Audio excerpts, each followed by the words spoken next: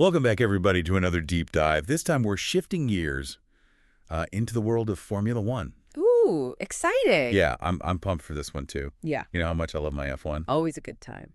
And today we're going to be talking about the Mercedes W15. The W15. And you sent over some really cool analysis from Motorsport Planet, and they call this car a diva. Diva. And they compare it to the 2017 and 2018 Mercedes cars, which were also notoriously difficult to handle. So, I mean, right off the bat, what makes them say that? I think the diva label is definitely a little dramatic. Yeah. But when you look at the data, I think there's some truth to it. You know, the W15 had those moments where it was just absolutely untouchable. Oh, yeah. But it really struggled with consistency. Interesting. It was really condition dependent. And so outside of that sweet spot, it could be a real handful for the drivers. Okay, so let's break this down a little bit more. Yeah. What exactly made the W15 so temperamental, Motorsport Planet? Pointed to a few things. Yep. Overheating, bouncing, and rear tire degradation.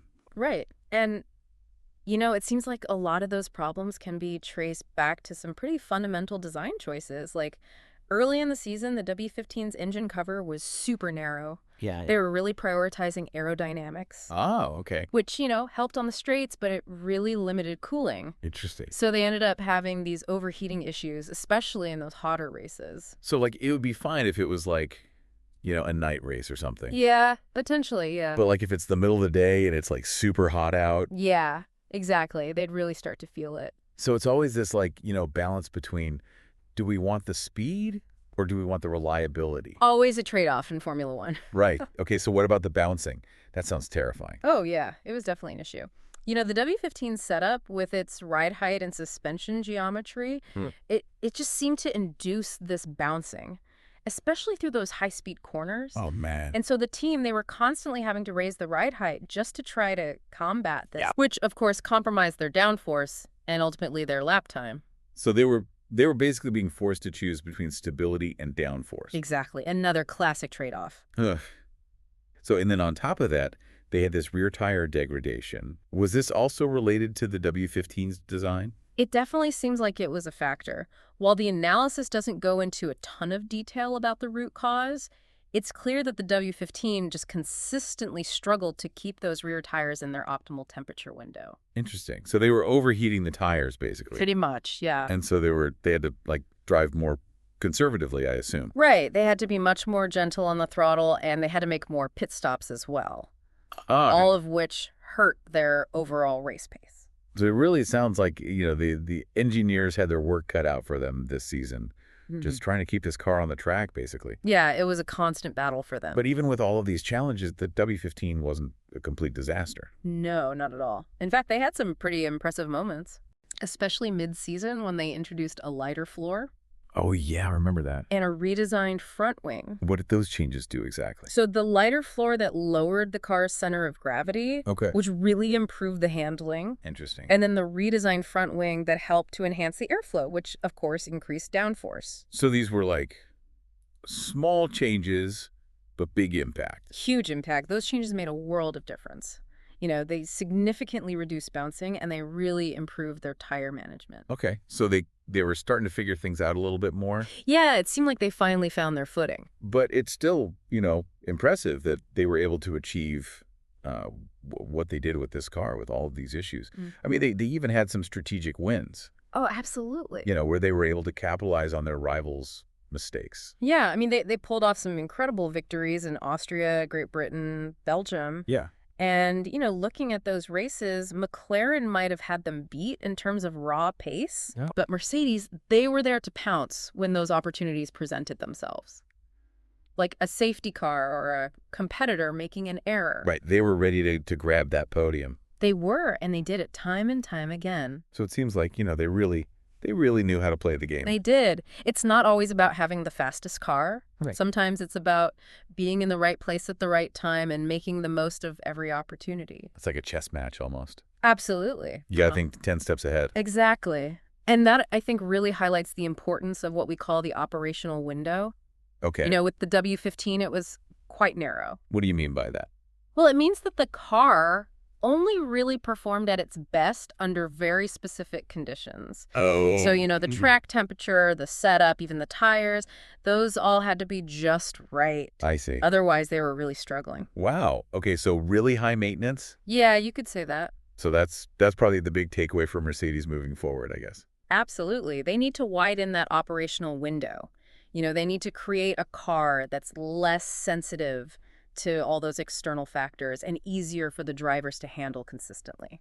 So basically build a car that's less of a diva Exactly. and more of a workhorse. Yeah, a car that can just go out there and get the job done no matter what. Right. Yeah. Come rain or shine, any track, any conditions. Exactly. That's the goal. Okay. So that sounds like a pretty tall order. Mm-hmm. But, if anyone can pull it off, it's got to be Mercedes, right? Oh, I think so. Yeah. They've got the resources, the engineering talent. You got the history. Exactly. Mm-hmm. And they've definitely got the experience to learn from the W15's shortcomings. And they'll come back stronger for sure. For sure. Okay. But before we dive into what the future holds for Mercedes, I want to take a quick moment to welcome all of our amazing viewers over on YouTube. Awesome. Welcome, everybody. Thanks for joining us today for this deep dive on the W15. We're excited to have you here. Now, let's get back to our discussion.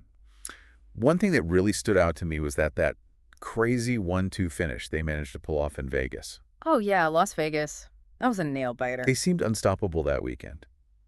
What do you think were the key factors that led to that dominant performance? Well, I think the cooler temperatures in Vegas definitely played a role. Remember we were talking about the W15's overheating issues? Those cooler conditions, they really helped to keep the temperatures in check. Okay. Plus, the track layout in Vegas allowed them to run lower ride heights. Okay. Which gave them more downforce and more grip. So it was like the perfect storm of favorable conditions and a setup that really played to their strengths. Yeah, it was like everything just clicked for them that weekend. Wow. And we got to see a glimpse of the W15's true potential. It makes you wonder what they could have achieved if they could have found that sweet spot more consistently. Yeah, for sure. But as we've seen those moments, they were pretty few and far between. Right. The W15 was a fickle beast. A diva, you might say. You could say that. So ultimately, it just goes to show that in Formula One, it's not just about raw speed. It's about finding that perfect balance between performance and consistency. Couldn't agree more. And pushing the limits while also maintaining reliability. Exactly. It's a constant challenge. It is. But that's what makes it so exciting. It's a delicate dance. It really is. All right, so we've talked about the highs and the lows, the strengths and the weaknesses of the W15. What's the overall takeaway here? What are the key lessons that Mercedes can learn from this sometimes diva, sometimes star performer? That's a great question.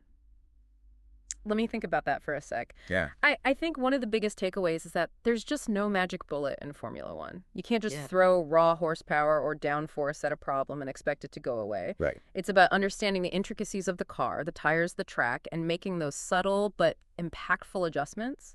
Oh. It's like a high-stakes game of chess where every move has consequences and you're constantly adapting to your opponent's strategy.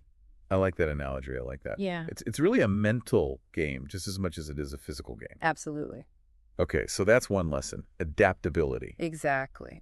I think the W15 also highlighted the importance of adaptability. Okay. The W15, it wasn't always the fastest car, but Mercedes, they demonstrated remarkable flexibility in their approach.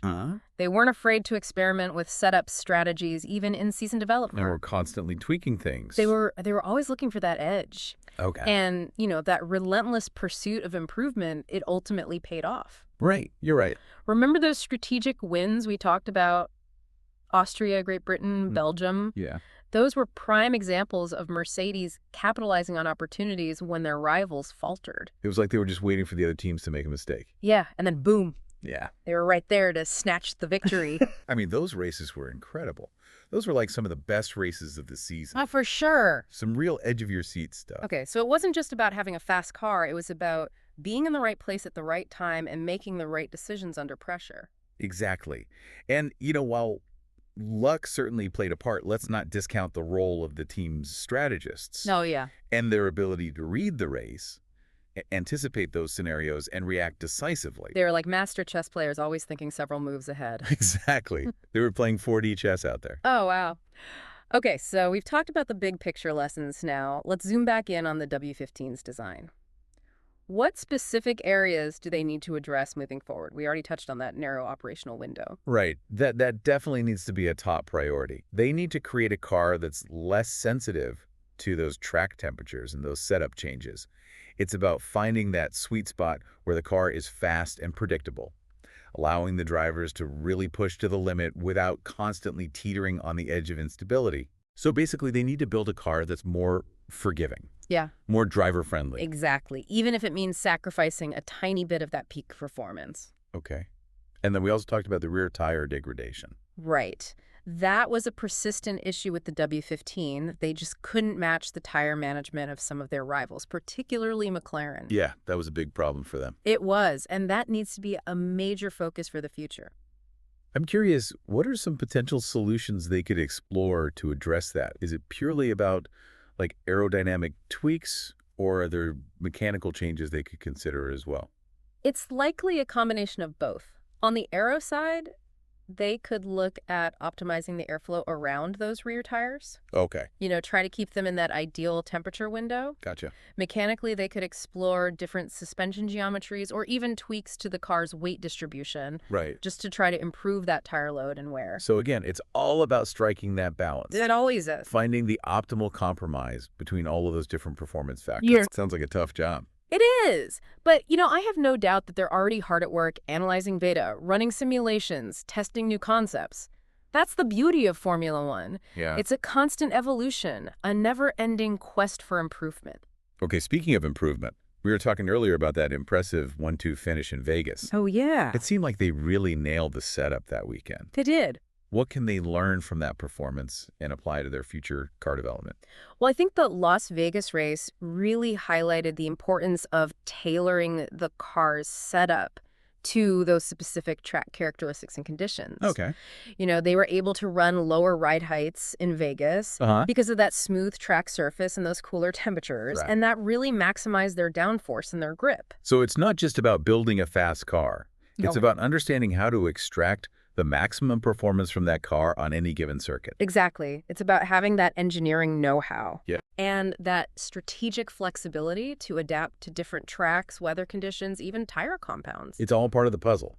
It is. And as we've seen with the W15, sometimes those factors can make all the difference between a dominant victory and a frustrating struggle. Absolutely. Every little detail matters. Okay, so we've analyzed the W15's strengths and weaknesses, its moments of brilliance, and its frustrating inconsistencies. What's the ultimate verdict on this car? Is it a success story or a missed opportunity? That's a tough one. It's a bit of both, really, I think. Yeah. On the one hand, they did secure some impressive victories, and they really demonstrated their strategic prowess. But on the other hand, the W15's inconsistencies and limitations, they really prevented them from mounting a serious challenge for the championship. So a valuable learning experience, but maybe not a car that will be remembered as one of their all-time greats. I think that's a fair assessment. Yeah. But what's exciting is that Mercedes clearly recognizes the areas where they need to improve. They're not resting on their laurels. They're constantly analyzing, innovating, pushing the boundaries of what's possible in Formula One. And that's what makes them such a force to be reckoned with in this sport. Yeah. They're never satisfied. They're always looking for an edge, always striving for perfection. Exactly. And I think the W15, despite its flaws, has given them some valuable data and insights that they can apply to next year's car. Okay. They've identified the weaknesses, they've experimented with solutions, and they're undoubtedly working tirelessly to develop a car that is faster, more consistent, and ultimately more dominant. So a season of two halves with valuable lessons learned along the way. What are your predictions for Mercedes in the future? Can they reclaim their championship-winning form? I wouldn't bet against them. They have the resources, the engineering talent, and most importantly, that unwavering determination to succeed. Yeah. It's going to be fascinating to see how they apply the lessons learned from the W15 and what kind of machine they roll out next season. I can't wait to see what they come up with. It's going to be another thrilling season of Formula One, that's for sure. And to everyone watching on YouTube, thank you for joining us for this deep dive into the Mercedes W15. We hope you found it insightful and engaging. Don't forget to subscribe to the channel and share this video with your fellow F1 enthusiasts. It's been a pleasure sharing this deep dive with you. Until next time, keep those engines revving and your passion for Formula One burning bright.